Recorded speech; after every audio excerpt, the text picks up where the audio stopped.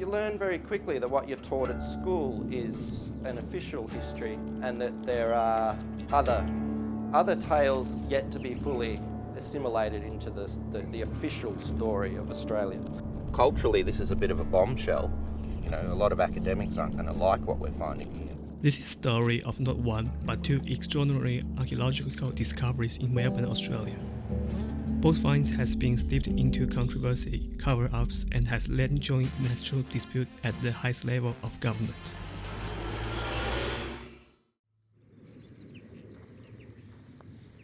We've always known about these warriors for years and years. I mean, you know, 60,000 years of continuous history. We're looking at a very, very significant find, perhaps of world class. These are the Elgin marbles of the East. They belong in the National Collection because of their cultural significance. The Castlemaine warriors would appear to symbolise the two most powerful influences culturally, politically and economically on Australia in the 21st century. Kind of a yin and a yang of competing interests.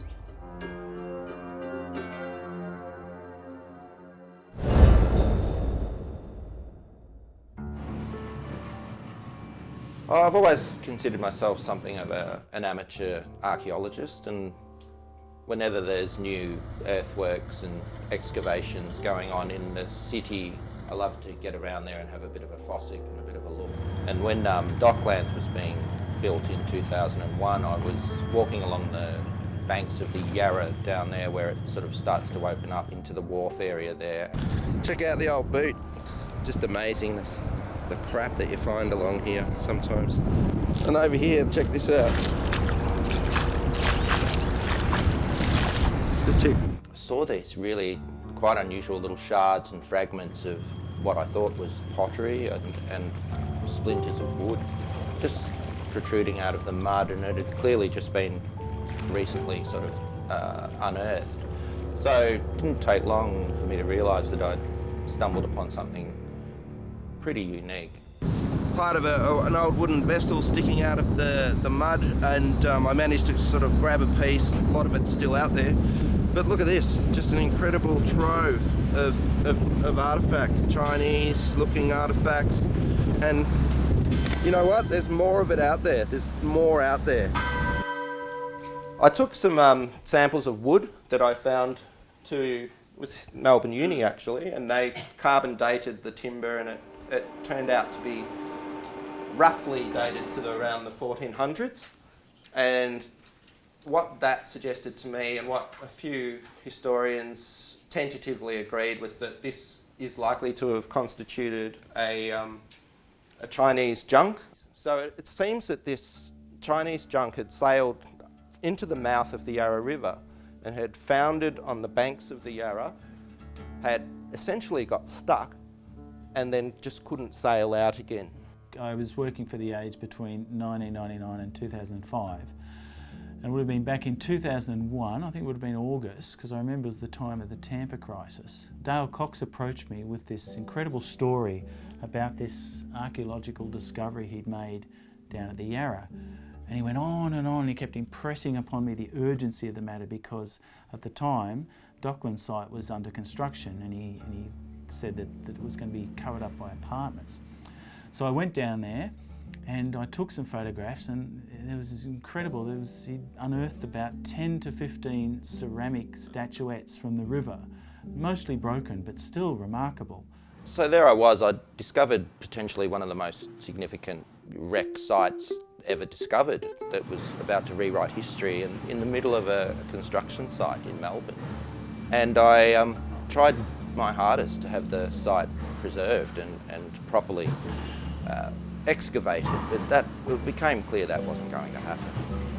The site managers at Docklands just didn't want to know about me. I was trespassing as far as they were concerned, and I was. No worries. Chinese medieval shipwreck found in the Yarra River. Professionally, I'm disappointed. I mean, I thought this was a great moment in my career to break this story, and I think it's the story we really needed to hear about.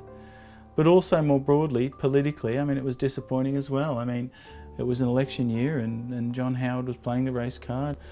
but we will decide who comes to this country and the circumstances in which they come.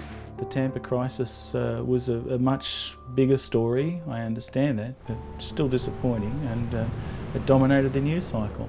So we never got to hear this. It was buried, you know, metaphorically and literally under the concrete and steel of the docklands.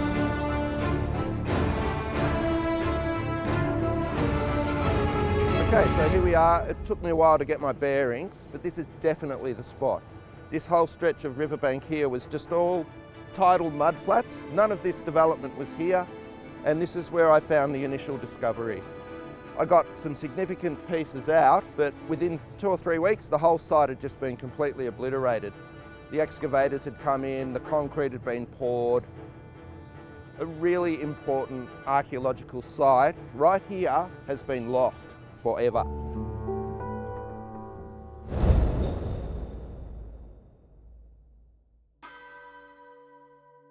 Dale Cox, with foresight, was able to salvage and preserve 89 significant artworks from the Yarra River shipwreck. Some of these pieces has found their way into private collections and stepped up by galleries. When we did more research and we started to look at the provenance of where this object came from, and the fact that it was found in Victoria in a shipwreck dig raised some very important questions about the history of the Asia-Pacific region. And back in the 15th century, it's quite likely that the Chinese vessels made it down to Australia and had even a greater reach than that. And that changes our view of the influence of the Chinese in our region and even beyond. In the medieval era, the Chinese were an incredibly expansive empire. They had trade routes all through the Spice Islands, which is Southeast Asia today. There's strengthening evidence to support the idea that they visited Australia, New Zealand, even discovered America. Professor Fred Patterson is able to offer both broader indigenous perspectives and unexpected personal insight, with the evidence of direct link to the Chinese explorers. It's no surprise to me whatsoever that a Chinese junk was discovered on the Yarra River when they were developing. You know, we had a complex socio-economic trade system. If you were to get a map of the Australian highway system, superimposed on a map of traditional trade routes, it'd almost be exactly the same. Up in Queensland, where I come from, my grandfather, right back anyway, was one of these people who traded, and hence he ended up with one of these, Burrinjuck. One notable surround artifact, a love of graphical barrier and promise to even more remarkable. It seems to tell a story of a voyage, and what I'm taking to be China on one side and here in Australia on the other.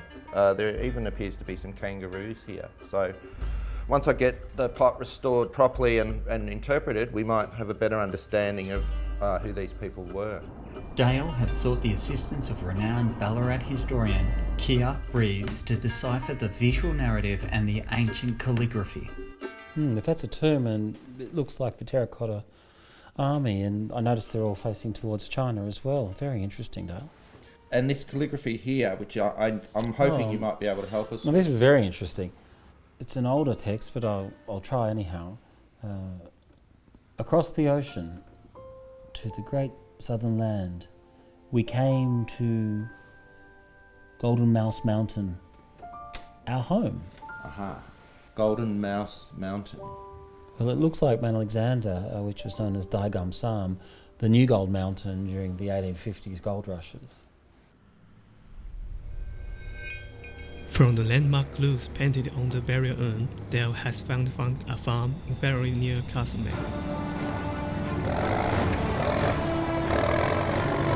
Right, mate. Scratch the first 30 centimetres or so just out of this area here. Excavation has begun. Whoa, whoa, whoa!